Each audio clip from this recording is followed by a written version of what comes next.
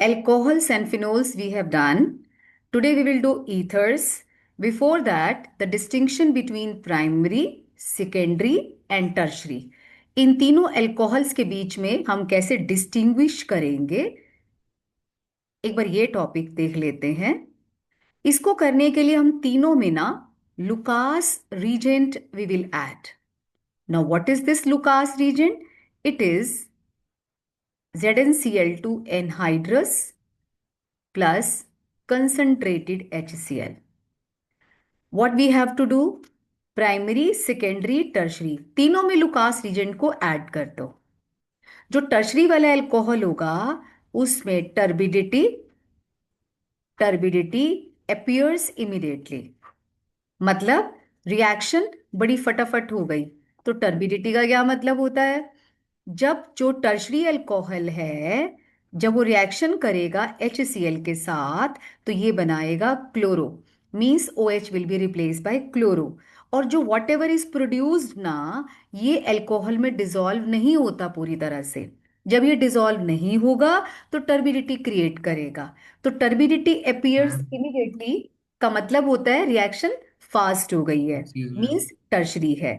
Secondary वाले में क्या होगा? जो टर्बिडिटी होगी ना, टर्बिडिटी आफ्टर 5 मिनट्स, इसमें 5 मिनट्स के बाद टर्बिडिटी आएगी, indicating secondary alcohol is lesser reactive. और जो प्राइमरी वाला है, इसमें जो टर्बिडिटी आएगी आफ्टर लॉन्ग टाइम और ऑन हीटिंग, या तो बहुत समय के बाद आएगी और on heating. This is how we have to distinguish between primary, secondary and tertiary alcohols. अब एक और क्वेश्चन है, फिनोल को कैसे करेंगे हम लोग डिस्टिंग्विश?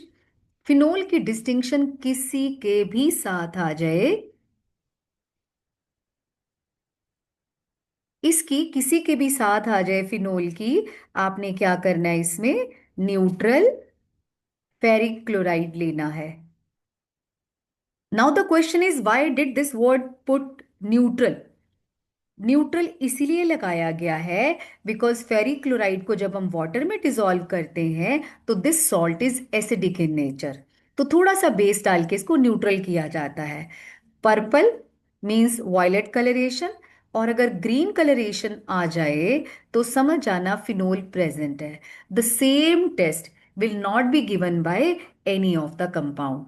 तो नॉर्मल जो मैंने देखा है पिछले 20 सालों में, ये वाला क्वेश्चन 2-3 बार आया है, how will you distinguish between phenol and benzoic acid? Answer क्या है? दोनों में ही क्या डाल दो? Neutral ferric chloride. इसमें भी डाल दो, इसमें वॉयलेट और ग्रीन कलरेशन आएगी। ग्रीन क्यों लिखा? Because sometimes impurities are present due to which colouration is changed. और अगर आप बेंजोइक एसिड में डालोगे, आप लोग बेंजोइक एसिड में न्यूट्रल फेरिक क्लोराइड डालोगे तो आपको बफ प्रेसिपिटेट मिलेंगे। बस एक बेंजोइक एसिड ही है जो बफ प्रेसिपिटेट देता है, बाकी कोई भी ये बफ कलर के प्रेसिपिटेट देता है, बाकी कोई कुछ नहीं देता। बाकियों में लिखोगे नो वॉयलेट और green green colouration is there. इसका स्क्रीनशॉट ले लो। मैं इसलिए बोल रही हूँ, खाली इसी को ही 2 बार पढ़ लेना, चैप्टर लर्न हो जाएगा आराम से, इसमें सब मटेरियल मिलेगा आपको। ठीक है, स्क्रीनशॉट ले लो, मैं नेक्स्ट पेज ले लेती हूँ। Okay, now let us move towards the commercially important alcohols and phenols. Aqueous solution of phenol को हम लोग कहते हैं कार्बोलिक एसिड। हाँ, एक और बात भी बता दूं कि this is partially soluble in water, तो समझो कितना एक्वस होगा। पार्शली सोल्यूबल होता है वाटर में because of the bigger benzene ring, I mean उसमें जो कार्बन की संख्या ना 4 से ज्यादा होती है, they are not soluble in water. 95% ethanol is known as rectified spirit. Rectified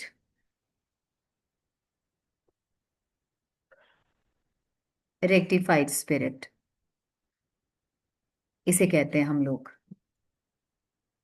और ये किस काम आता है? रेक्टिफाइड स्पिरिट सबको पता है कि इसकी एंटीसेप्टिक प्रॉपर्टीज होती हैं। और जो ये रेक्टिफाइड स्पिरिट होता है, हॉस्पिटल्स में यूज होता है। एंड जो हॉस्पिटल्स में अल्कोहल की या इथेनॉल की सप्लाई होती है ना, इसका मिस यूज ना हो, इसीलिए इथेनॉल यानी कि अल्कोहल में हम लोग इसको डीनेचर करके हॉस्पिटल में सप्लाई करते हैं।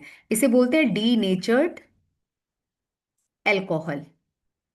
डीनेचर्ड अल्कोहल क्या होता है? जिसमें जो हॉस्पिटल में सप्लाई होता है इथेनॉल, उसमें या तो थोड़ा सा कॉपर सल्फेट डाल देंगे, उसका कलर ब्लू हो जाएगा, या इसमें पिरिडीन ऐड कर देंगे ताकि इसकी बैड स्मेल आए, या फिर इसमें थोड़ा सा मीथेनॉल ऐड कर देते हैं, और मीथेनॉल की कंजप्शन करते ही बंदा ब्लाइंड हो जाता है, और ज्यादा कंजप्शन कर लो तो मर सकता है। तो गवर्नमेंट क्या करती है, जो हॉस्पिटल में अल्कोहल सप्लाई करती है वो डीनेचर्ड होता है। Denatured means it is having the addition of copper sulphate blue colour और pyridine to create the bad smell, और small amount of methanol is added to avoid the consumption of this alcohol। क्योंकि जो शराब market में बिकती है उस पे बहुत सब्सिडी भी, सॉरी, उस पे बहुत ज़्यादा टैक्स होते हैं, उस पे बहुत ज़्यादा, तो वो महंगी होती है। तो हॉस्पिटल में इतना महंगा नहीं जाता ना अल्कोहल, तो उसको डीनेचर करके बेचते हैं ताकि इसका मिस यूज ना हो, लोग इसको पीने के लिए इस्तेमाल ना करें, बेचने के लिए and all that. That's why denatured alcohol. एक होता है absolute alcohol. Absolute alcohol is 100% alcohol. ये मुश्किल से बनता है, याद करो सेकंड चैप्टर सॉल्यूशन, जो अब तुम्हारा फर्स्ट चैप्टर है, पहले सेकंड हुआ करता था, उसमें हम लोगों ने कहा था 95% अल्कोहल कौन होता है? बताओ, चेप को क्या बोलते हैं? Azeotropic mixture. तो 95% इथेनॉल एजियोट्रॉप होता है। इसमें से 5% वाटर को निकालना मुश्किल होता है, ठीक है? और वो चलो निकल तो जाता ही है, बेंजीन डाल तो, दो की दोस्ती तुड़वानी हो तीसरा डाल दो, बेंजीन डाल देते हैं तो ये इसकी भी 100% हम एल्कोहल बना सकते हैं। उसको हम बोलते हैं एब्सोल्यूट अल्कोहल, 100% अल्कोहल को। एक और है पावर अल्कोहल। ये पावर अल्कोहल क्या होता है? पेट्रोल ले लो 80% और 20% इसमें अल्कोहल मिक्स कर दो, इसको बोलते हैं पावर अल्कोहल। ये क्यों क्रिएट किया गया? पेट्रोल की कमी को पूरा करने के लिए क्रिएट किया गया है, ठीक है? तो इसको बोलते हैं power alcohol. This is all about the commercially important alcohols. Carbolic acid word आता है, रेक्टिफाइड स्पिरिट आता है, एब्सोल्यूट अल्कोहल आता है, डीनेचर्ड आता है, और पावर अल्कोहल आता है। तो this is all about the commercially important. इसका भी स्क्रीनशॉट ले लो। I move towards the next page. Okay, now let us start with ethers. Ethers का general formula ROR, V shape, shape or bent. It is just like water. In water, if we replace 2H by 2R, we are getting, one second.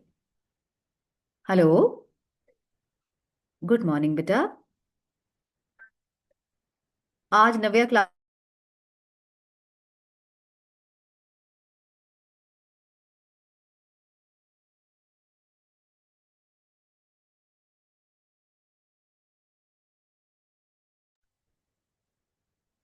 So this is V shape or bent, no doubt. Oxygen shows sp3 hybridization. And the bond angle in water, it was 104.5 degree, but in ethers the bond angle is 110 degree, 110 degree होता है। सोच के देखो क्यों? H तो नन्हे नन्हे से हैं, छोटे छोटे से, इनकी रिपल्शन भी छोटी छोटी सी होगी, और बहुत बड़े होते हैं, थोड़े से लूज हो जाते हैं। दैट्स वाई, बड़े होने की वजह से इनकी रिपल्शन ज्यादा होती है और इनका बॉन्ड एंगल बड़ा हो जाता है। That is 110 degree. sp3 hybridisation है, दो लोन पेयर है तो पक्का बेसिक करेक्टर तो होगा ही होगा, यस होगा। नाउ ईथर्स की हम लोग नेमिंग कैसे करते हैं? बेसिकली जो ईथर्स होते हैं ना, इनको हम बोलते हैं एल्कॉक्सी एल्केन। जैसे कि एग्जाम्पल ले लो, एच लगा लेना, I don't put H normally. इधर भी दो कार्बन है, इधर भी दो कार्बन है, आउट ऑफ दीज टू एक को पापा बना दो, this will become the parent chain, and it oxygen will be connected to it, it will act as substituent, we call it ethoxy ethane. हम इसे कहते हैं इथॉक्सी इथेन। हमें ये फैसला कैसे करना है कि किसको लेना है? Now this side 3 carbon are there, and this side of oxygen 1 carbon is there. This will become substituent and this will become parent. So it will be methoxypropane. Its name is methoxypropane. Let us try a few more. Now this side one carbon is there and this is the parent chain. At the second position methoxy is attached. We call it 2-methoxy. 2-methoxy propane इसका नाम हो जाएगा. ठीक है. ऐसे ही एक और example I give you. N stands for normal. No branching is there. It's linear. So this side 6 carbons are there and this side 7 carbons are there. Right now I've told you more the number of carbons, higher is the priority. This will be taken as the parent and this will become बच्चा. यानी कि substituent. We call it phenoxy. Oxygen हमने benzene को दे दिया, phenoxy बन गया, phenoxy heptane. और अगर इसके साथ होता C3H7, अब क्या करते? अब सॉरी बीच में ओ तो मैंने लगाया नहीं, ओ लगा दो बीच में. ये स्मॉल नंबर ऑफ कार्बन से ये बन जाएगा प्रोपोक्सी बेंजीन. ठीक है. It will be propoxy benzene. कौन पेरेंट बनेगा, कौन सब्सिट्यूएंट बनेगा? This will be decided on the basis of the number of carbon atoms around the functional group O. Let me tell you one more thing. You know ethers क्या show करते हैं? एक special isomerism show करते हैं. Ethers show metamerism.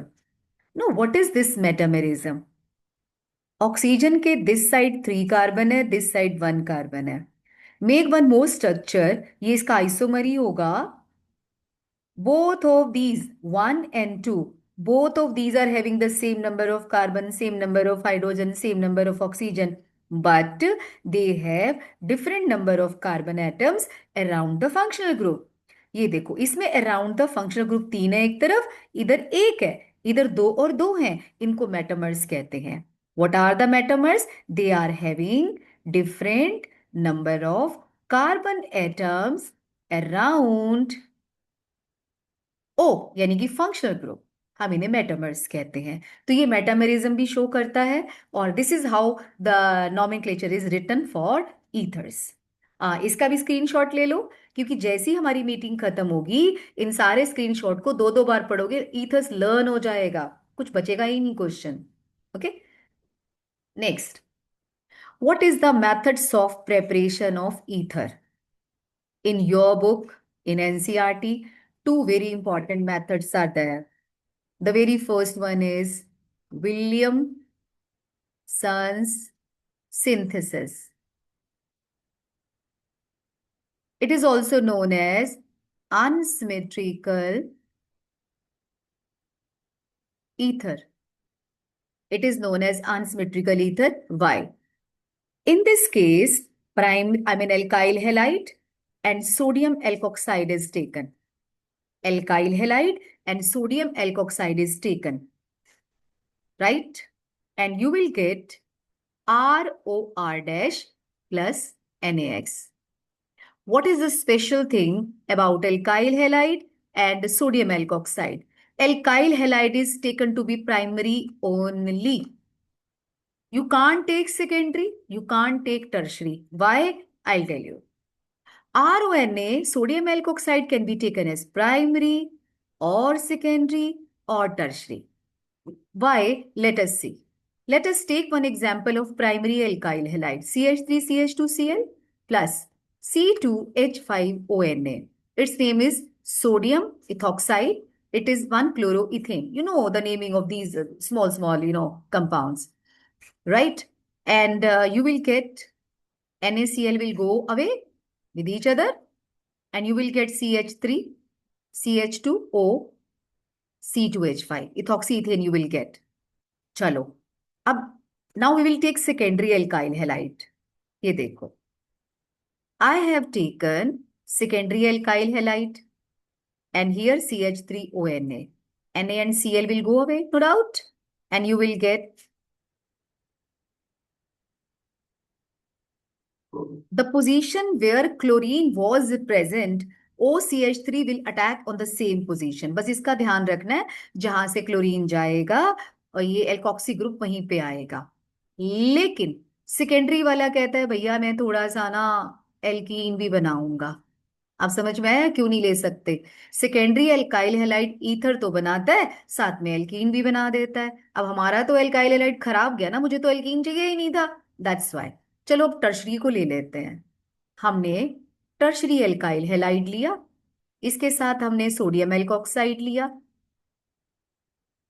कहता मैं तो ether बनाता ही नहीं, लो जी, सारा का सारा एल्कीन बना के बैठ गया। अब ये पूरा एल्कीन बनाएगा। क्वेश्चन है, why secondary and tertiary alkyl halides are not suitable for making ether by Williamson synthesis? Answer is because they very prone to elimination and they will make alkene. इसलिए हम नहीं बना सकते। ठीक है। तो लेकिन अब मेरे सामने एक सवाल है, मुझे तो ये बनाना है, अब मैं क्या करूं? यानी कि टर्शरी ब्यूटाइल ईथर मुझे बनाना है। सेम ये क्वेश्चन आपके एनसीईआरटी में इंडेक्स में, मैं ये बनाना चाहती हूँ तो मैं क्या करूं? फिर आपको सजेशन दी जाती है, बेटे आपने एक काम करो, एल्काइल हैलाइड तो इसका ले लो प्राइमरी वाले का, और टर्शरी वाले का वो ले लो सोडियम एल्कोक्साइड।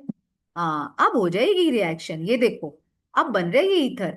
तो यहां से पता चलता है कि सोडियम एल्कोक्साइड तो हम टर्शरी ले सकते हैं, लेकिन एल्काइल हैलाइड टर्शरी नहीं ले सकते। आप समझ में आया क्यों? दोबारा से सुन लो। ईथर्स की पहली प्रेपरेशन है विलियमसन सिंथेसिस और unsymmetrical ether. Why do we call it unsymmetrical ether? Because around oxygen, the number of carbon atoms are different. So, हमने एल्काइल हैलाइड लिया और सोडियम एल्कोक्साइड लिया। यहाँ पे एक ट्विस्ट था, alkyl halide only primary is to be taken because secondary and tertiary will show elimination to make the alkene. We can't take. If you want to prepare the tertiary, if you want to prepare that tertiary alkyl ether, then what to do? तो हम कहेंगे भैया एक काम करो, sodium वाला tertiary ले लो alkoxide, और वो वाला प्राइमरी ले लो। ले लिया। अब किसी स्टूडेंट ने ये पूछ लिया कि मैम अब हमको ये बनाना है, मुझे तो दोनों तरफ एल्काइल हैलाइड टर्शरी चाहिए। इसको बोलते हैं di tert butyl ether. Di tert butyl ether कहते हैं इसको। तो मैं उसे कहूंगी बेटे सपने देखो सपने, विलियमसन ये नहीं बनाएगा। क्यों नहीं बनाएगा? इसको बनाने के लिए हमें एल्काइल हैलाइड भी टर्शरी लेना पड़ेगा और ये भी टर्शरी लेना पड़ेगा। बेचारा ये तो शरीफ है सोडियम एल्कोक्साइड, बट ये कहता है मैं तो बनाता ही नहीं। सो विलियमसन सिंथेसिस की लिमिटेशन है ये, we can't prepare di tert alkyl ether by this method. ठीक है। सो ये हो गया हमारा। अब इसमें क्वेश्चन कैसे हैं आपके एनसीईआरटी में? आपके एनसीईआरटी में क्वेश्चन है कि आपको ये बनाना है, सपोज यही देख लो, यही बनाना है। ठीक है। तो आप कैसे बनाएंगे? तो एग्जामिनर आपसे ये पूछना चाह रहा है कि आप मिथाइल किसके साथ लेंगे और टर्शरी किसके साथ लेंगे। तो आपको क्लियर होना चाहिए, सेकेंडरी और टर्शरी के साथ हम एल्काइल हैलाइड नहीं लेंगे, हम केवल सोडियम एल्कोक्साइड लेंगे, और एल्काइल हैलाइड लेना तो प्राइमरी वाला लेंगे। और अगर आपसे कोई कह दे ये बना दो विलियमसन सिंथेसिस से, तो बोला not possible, this is the limitation of Williamson synthesis. आज आपकी डीपीटी 5 है मेरे ख्याल से, मेरे उसमें असाइनमेंट में आप डीपीटी 5 करोगे, अब भी उठने से पहले, अपनी जगह से हिलने से पहले ये मेरे नोट्स फटाफट गो थ्रू करोगे, डीपीटी 5 करोगे। देखना ईथर का कोई भी क्वेश्चन ऐसा नहीं होता होगा जो तुम्हें आता ना हो। ठीक है। ओके, स्क्रीनशॉट ले लो, हम अगले पेज पे चल रहे हैं। फाइन, स्क्रीनशॉट लेते रहो। ठीक है। उसके बाद है दूसरा method, from alcohols.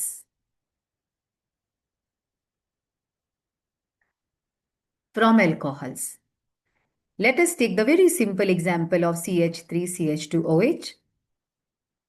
You heat this with concentrated sulfuric acid, but make sure temperature should be 413 Kelvin, especially not more than this. Why? इससे ज़्यादा क्यों नहीं होना चाहिए? अभी बताती हूँ। You will get CH3, CH2O, CH2, CH3. So two molecules will be consumed by sulfuric acid and one water will be released. इसको बोलते हैं इंटरमॉलिक्यूलर डिहाइड्रेशन, बाईमॉलिक्यूलर डिहाइड्रेशन भी कहते हैं इसको, कि दो मॉलिक्यूल में से एक पानी निकला, नॉर्मली एक में से एक निकलता है, तो इसे हम कहते हैं बाईमॉलिक्यूलर डिहाइड्रेशन बोलते हैं इसको। ठीक है। Now what is the mechanism? मैं एनसीईआरटी वाला करा देती हूँ। एनसीईआरटी में लिखा हुआ है, ये बनाओ, जो एनसीईआरटी बोल रहे हैं वही बना लेते हैं। This is propanol and you take sulfuric acid.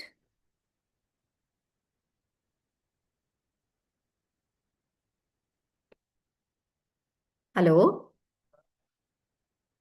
अरे मैंने ना ऑनलाइन क्लास चल रही है मेरी, आ जाओ तुम भी ज्वाइन कर लो, भेजू link. Sorry sorry, I forgot एक।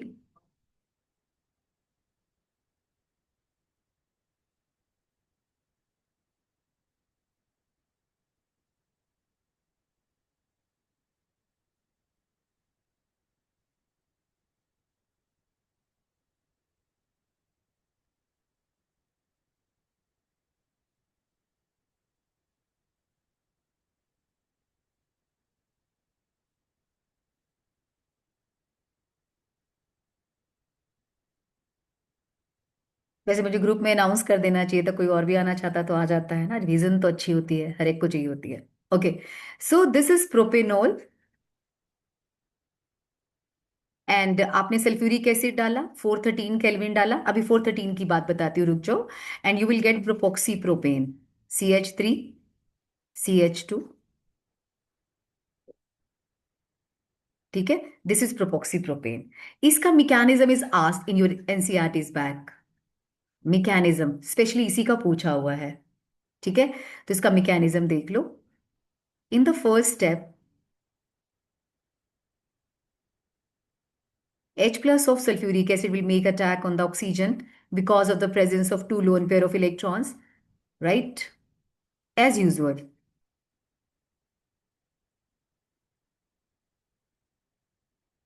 This is oxonium ion. O will get positive charge, right? In the next step, water will be eliminated.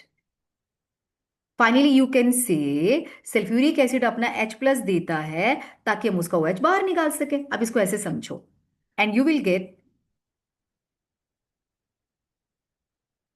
Positive charge. ठीक है, now it is having positive charge, and in your container, so many such alcohol molecules are present. अब they will attract each other। ये देखो, ये lone pair इसके अपने ही molecule के, यानी कि जैसे मान लो करोड़ों मॉलिक्यूल हैं, 8-10 ऐसे बन गए तो 10 उन पे अटैक बोल देंगे, ऐसे वाला सीन है। दे will make an attack on this hydrogen. ठीक है, तो अटैक करेंगे CH3CH2। CH2 ये मैंने ऊपर वाला लिया है, यहाँ पे देखो ये वाला मॉलिक्यूल अटैक कर रहा है, right? This will get positive charge once again. Now deprotonation will happen। एक हाइड्रोजन निकल जाएगा यहां से, deprotonation will happen and you will get ether। दोबारा से देखते हैं। In the first step, protonation is happening। In the second step, dehydration is happening। आप इस सीक्वेंस को लर्न कर लेना। And in the third step, attack of this alcohol on this carbocation, and fourth step में deprotonation will happen। deprotonation का meaning होता है removal of proton. ये देखो आपका प्रोपोक्सी प्रोपेन बन गया। आपकी एनसीईआरटी की बैक एक्सरसाइज में क्वेश्चन दिया हुआ है, write down the mechanism of formation of propoxy propane from propanol. Right, अब बात करते हैं इसकी कि 413 केल्विन क्यों होना चाहिए। इसके लिए मैं तुम्हें एक रिएक्शन बताती हूँ। Suppose I have taken ethanol and added concentrated sulfuric acid at 443 Kelvin। Remember, this is not 413, मैंने ज्यादा टेम्परेचर पर गर्म किया है। Now you will get alkene, not ether। That's why the question is, dehydration of alcohol is temperature oriented? Yes. Primary alcohol on reacting with sulfuric acid at 443 Kelvin will form alkene. At 413 Kelvin, it will make ether। Yes, it is temperature oriented। अगला सवाल। अब मैं बार बार इस पे क्यों जोर दे रही हूं प्राइमरी। अब चलो सेकेंडरी अल्कोहल ले लो। सेकेंडरी अल्कोहल कहता है भैया तुम 413 केल्विन टेम्परेचर डालो, या 443 डालो, या कुछ मत डालो, सेकेंडरी भी और टर्शरी भी दोनों। चिल्ला चिल्ला के बोलते हैं हम तो एल्कीन बनाएंगे, हम तो डिहाइड्रेशन करेंगे, हम एलिमिनेशन करेंगे। अब दोबारा एनसीईआरटी की बैग पे ले चलती हूँ। Why secondary and tertiary alcohols are not suitable for making ether? Because they are very prone to elimination to make the alkene. आप सेकेंडरी टर्शरी एल्काइल हैलाइड भी नहीं ले सकते। तो आप याद रखना, दुनिया की किसी भी रिएक्शन में सेकेंडरी और टर्शरी अल्कोहल जब भी आएगा तो 100% भैया ये एल्कीन ही बनाएगा। और वो एल्काइलाइड 50% एल्कीन वो बना रहा था और टर्शरी वाला पूरा एल्कीन बना रहा था। तो this is one more question. इसी के ऊपर हमारे 5 क्वेश्चन है। पहला, write on the mechanism for the formation of propoxy propane from propanol. दूसरा, why do we call it bimolecular dehydration. And तीसरा, how it is temperature oriented and why, और is it yes है भी और कैसे है बता देना। फिर वो लास्ट सवाल पूछेगा कि सेकेंडरी और टर्शरी अल्कोहल हम क्यों नहीं लेते ईथर बनाने के लिए, क्योंकि वो बनाते ही नहीं है, वो एल्कीन बना देते हैं, दैट्स वाई। ठीक है, सो ये हमारा था प्रेपरेशन ऑफ ईथर्स। स्क्रीनशॉट ले लो। Done.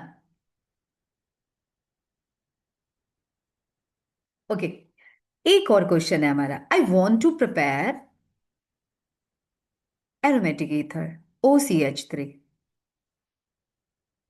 OCH3. We call it anisole, but by the way, it is methoxybenzene. Exam में ये क्वेश्चन आ चुका है। क्या हम इसको इन दोनों से बनाएंगे या फिर हम इस मेथड से बनाएंगे? कंसंट्रेट करो, बताओ कौन सा मेथड सही है, फर्स्ट के सेकंड? Any guess, anybody? किस मेथड से हम बनाएंगे? सेकंड। सेकंड वाले से। सेकंड। वाई? प्राइमरी। वो इलेक्ट्रोड रिलीजिंग मैम ग्रुप होते हैं ना क्योंकि वो। वो उसमें वो Na मिल जाएगा ना हमें, और वो Cl लगा हुआ है उसके साथ, तो जो कार्बेंजीन के साथ होता है बेंजीन वो उसको छोड़ता नहीं क्लोरीन है। जल्दी नहीं छोड़ता, टूटेगा इसलिए ही पहले वाला नहीं नहीं। लेंगे। हाँ, करेक्ट करेक्ट। ये वाला बॉन्ड टूटेगा ही नहीं, क्लोरोबेंजीन है भाई। रेजोनेंस से डबल बॉन्ड करेक्टर आता है। तो बेंजीन के ऊपर कुछ भी लगाओ, बोलता मैं नहीं छोड़ूंगा, तो ये Cl तो जाएगा ही नहीं। तो ये वाला मेथड रॉन्ग है, ये राइट है, क्योंकि ओ लगा हुआ है, बेंजीन खुश है, हाय मेरा ओ नहीं कोई लेके गया, दैट्स वाई। सो सेकंड वाला मेथड राइट है। मैक्सिमम क्वेश्चन यानी सोल के इसी टॉपिक पर मिलेंगे आपको।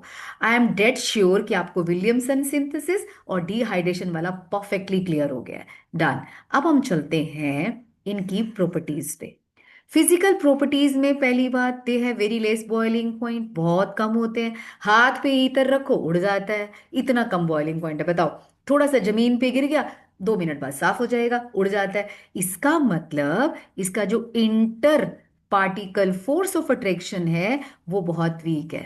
फोर्स ऑफ अट्रैक्शन वीक है। यस, खुद ही देख लो, एच बॉन्डिंग तो बनेगी नहीं, दोनों में से किसी के पास एच है ही नहीं। बट हाँ, they are soluble in water. Water में सोल्यूबल क्यों होंगे? क्योंकि इनके पास नहीं है ना एच, वाटर के पास तो एच है ना, ये देखो। अब ये वाला एच फिर जुड़ जाएगा OR से। उतना ज्यादा सोल्यूबल तो नहीं होगा, लेकिन हाँ अच्छा खासा ये सोल्यूबल होता है। Up to 4 carbon, every time telling you कि अप टू 4 कार्बन, जैसी कार्बन की संख्या 4 से बढ़ती है वाटर में उसकी सोल्यूबिलिटी कम हो जाती है, रादर नहीं होती है। ठीक है, तो ये तो हो गया इसकी फिजिकल प्रॉपर्टीज के बारे में। राइट। अब हम लेते हैं chemical properties. I need next page, तो इसका स्क्रीनशॉट ले लो, मैं नेक्स्ट पेज पे चलती हूँ। लेते रहो साथ साथ, ठीक है। ओके, नेक्स्ट है, in your NCERT only one reaction is that, और कोई है ही नहीं। और जब मैंने MCQs देखे लेटेस्ट पिछले 7-8 साल के, यही टॉपिक पे क्वेश्चन पूछे हुए हैं, कोई रेयर आएगा तो आप ऐड कर लेना। रिएक्शंस ऑफ ईथर्स में पहली रिएक्शन है विद HI, इंपॉर्टेंट यही है। अब हम ले लेते हैं, मैं आपके सामने 3-4 तरह के ईथर बना देती हूँ।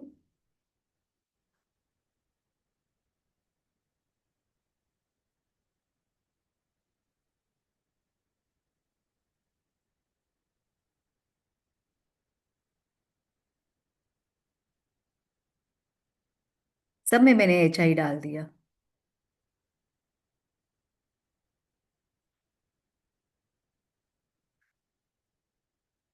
आई कहता है मैं बहुत बड़ा हूं, मेरे को छोटा कार्बन दे दो। अराउंड दिस ऑक्सीजन, यहाँ पे 3 कार्बन है, यहाँ पे 1 है, तो आई कहता है मैं 1 के साथ जाऊंगा। तो हमें एक तो ये बन जाएगा, आइडोइल्केन बन जाएगा, और जो H है ना वो इसके पास चला जाएगा। कौन सा मैकेनिज्म फॉलो होता है? SN2। SN2 कैसे होता है? H यहाँ के खड़ा हो जाता है, I यहाँ के खड़ा हो जाता है, इनका बॉन्ड टूटना शुरू हो गया, इनका बनना शुरू हो गया। ये देखो SN2 मैकेनिज्म होता है कि HI उस जगह पे अटैक बोलेंगे जहाँ पे O छोटा कार्बन होगा, I वहां चला जाएगा, बॉन्ड बना लेगा, ये ट्रांजिशन स्टेट है और बन जाएगा। इस वाले में भी I कहता है ये छोटा है, मुझे ये दे दो। H को बोलते तू बड़े वाले के पास चला जा, ये देखो ये I बन गया। यहां पर भी आई कहता है मुझे छोटे वाले के पास जाने दो, बट ये टर्शरी कहता है अच्छा तेरी थोड़ी चलेगी कोई, मैं नहीं करता SN2 मैकेनिज्म फॉलो, मैं तो SN1 मैकेनिज्म करूंगा। तोड़ो, मेरा कार्बोकैटायन बनाओ और आई को मैं रखूंगा। तो टर्शरी वाले में सीन थोड़ा सा बदल जाता है। ये क्वेश्चन भी आया हुआ है कि इसमें आई जो है बड़े वाले के पास क्यों जा रहा है। यहाँ बात बड़े और छोटे की नहीं है, यहाँ पे बात है टर्शरी कौन है। टर्शरी वाला कहता है मैं नहीं करता SN2 मैकेनिज्म फॉलो, मैं तो SN1 करूंगा, मेरे को आयोडीन चाहिए, टर्शरी वाला कहता है। So this is unexpected. और क्वेश्चन ही यही है कि ये टर्शरी वाला क्यों बनाता है आयोडो और वो छोटे वाले के साथ क्यों बना रहे हैं। तो आप लिखेंगे because they follow SN2 mechanism and it follows SN1 mechanism. And we all know tertiary carbocation is very stable. अब यहाँ पे आ जाओ, हमारी बात हो ही चुकी है, बेंजीन के ऊपर कुछ भी लगाओ, बोलते भैया मैं नहीं छोड़ूंगा। तो नेचुरली अंडरस्टूड है भैया, बड़े छोटे की बात ही खत्म हो गई। बेंजीन कहता है ओ तो मेरे पास ही रहेगा, तो ओ अगर तेरे पास है तो एच ही तो आएगा फिर। तो यहाँ पे फिनोल मिलेगा और आपको आयोडो मिलेगा। अब अभी भी कह सकते हो मैम छोटा था, अरे यहाँ पे 15 ले आओ तब भी यही बनेगा, क्योंकि बेंजीन ऑक्सीजन को नहीं छोड़ेगा। तो ये HI की रिएक्शन के साथ अब ट्विस्ट कहाँ आता है? ट्विस्ट आता है यहां पर, when you take excess of HI if you are taking, तो दोनों के पास आयोडो आएगा, दो के पास भी, एक के पास भी, और जो ऑक्सीजन था ना उसका वाटर बन जाएगा। तो एक्सेस ऑफ HI के साथ दोनों आयोडो एल्केन बनते और वाटर निकल जाता है। ठीक है, इसका स्क्रीनशॉट ले लो, इसमें सारे इंपॉर्टेंट क्वेश्चन थे मैंने बता दिए। और आप DPT 5 करोगे तो और आपको एकदम लगेगा समझ में आ गया। Now electrophilic substitution reactions of anisole. Number 1, anisole में कौन सा इफेक्ट होता है? एनीसोल में प्लस आर इफेक्ट होता है। प्लस आर का इफेक्ट का मतलब है they are giving electron to benzene ring like this, and negative charge appears at ortho and para position. That's why it is ortho para directing. Means जब हम इसकी reactions करेंगे तो ग्रुप ऑर्थो और पैरा पे आएगा। ये देखो, नेगेटिव चार्ज एक बार ऑर्थो पे जा रहा है, एक बार पैरा पे जा रहा है। जब तुम इसकी इलेक्ट्रोफिलिक सब्स्टिट्यूशन रिएक्शंस करोगे, एक और बनता है जिसमें उल्टे हो जाते हैं ये, बाकी सारा सेम रहता है। तो एनीसोल ऑर्थो पैरा डायरेक्टिंग है। क्यों? Because electron density increases at ortho and para position. और ये इट इंक्रीजेस रिएक्टिविटी। खाली बेंजीन कम रिएक्टिव होता है, एनिसोल ज्यादा रिएक्टिव है because of plus are effect, electron releasing बन जाता है। अब सवाल उठता है कौन सी रिएक्शंस है इसकी। ये देखो इसकी रिएक्शंस हैं, अगर आप हेलोजिनेशन करोगे ब्रोमीन एस्टिक एसिड में डाल के, तो ऑर्थो और पैरा ब्रोमो बनेगा। ये देखो, ऑर्थो ब्रोमो एनिसोल एंड एक पैरा वाला बनेगा। अगर आप इसकी नाइट्रेशन करोगे HNO3 के साथ concentrated, you will get nitro group at ortho position and para position, para nitro anisole. और इसकी सल्फोनेशन भी कर सकते हो, फ्रीडल क्राफ्ट रिएक्शन भी कर सकते हो, CH3Cl plus AlCl3। Friedel craft की एक बात बताती हूँ, ये दोनों ना नलायक है, मतलब कम रिएक्टिव है। ऊपर से फिनॉक्सी सॉरी एनिसोल भी उतना रिएक्टिव नहीं है, पर फिर भी रिएक्शन करेगा, बट इनकी कैपेसिटी कम होती है रिएक्शन करने की। OCH3 और यहाँ पे आ जाएगा CH3, ऐसे ही एक पैरा वाला बन जाएगा। दोबारा से देखो NCERT का question, how OCH3 group attached to benzene ring reactivity increases the reactivity by plus R effect. Structures बना देना। How anisole is ortho para directing, फिर से स्ट्रक्चर बना के बोलना, because negative charge appears at ortho and para position, that's why it is मतलब basically ortho para directing होता है। और ये ब्रोमिनेशन से क्या बनेगा, नाइट्रेशन से क्या बनेगा, एल्काइलेशन, एसाइलेशन, CH3COCl, आप कर लो, तो उससे एसाइलेशन हो जाएगा। COCH3 group will make an entry. और AlCl3 एनहाइड्रस लेते हैं, याद रखना, COCH3 और पैरा वाला। यहाँ पे चीज क्या होगी, ये पापा बन जाता है एसिटोफिनोन, 2 मिथॉक्सी एसिटोफिनोन हो जाएगा। ठीक है, बस सल्फोनेशन कर लो, सल्फोनिक एसिड ग्रुप आ जाएगा यहाँ पर। Halogenation, nitration, Friedel Crafts alkylation, acylation, all of these reactions are known as electrophilic substitution reactions. ठीक है, मीटिंग 1 मिनट में बंद हो जाएगी, किसी को सवाल पूछने हैं पूछ लो, और मुझे मैसेज डाल देना अगर दोबारा मीटिंग करनी है, तो 5 मिनट बाद दोबारा हम स्टार्ट कर सकते हैं। 5 मिनट्स लेता है ये। Any doubt, anybody wants to ask? मैं मीटिंग को क्लोज कर रही हूँ, मुझे ना व्हाट्सएप पे मैसेज भेजो कि स्टार्ट करनी है दोबारा कि नहीं, है ना, क्योंकि बंद होने वाली है।